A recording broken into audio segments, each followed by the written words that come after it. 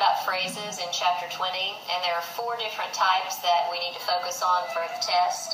The first one is an appositive phrase. It's a noun or a pronoun with modifiers that adds information or details. So an example sentence would be, the pirate painting, a mural and many bright colors, highlights the entrance. So in that sentence, a mural and many bright colors would be the appositive phrase. It's adding more information about the pirate painting. A participial phrase is a present or past participle with modifiers, and the whole phrase acts as an adjective.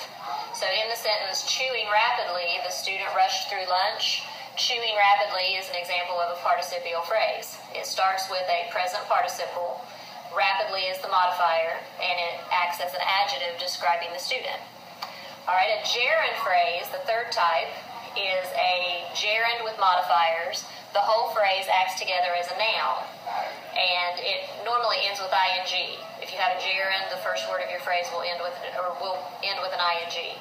So the sentence, setting your clocks 10 minutes fast is an easy way to arrive on time. In that sentence, setting your clocks 10 minutes fast would be a gerund phrase.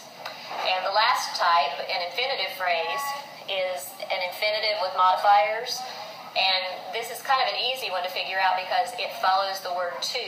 If you have an infinitive, it will always come after the word to. So in the sentence, I need to give you my new phone number.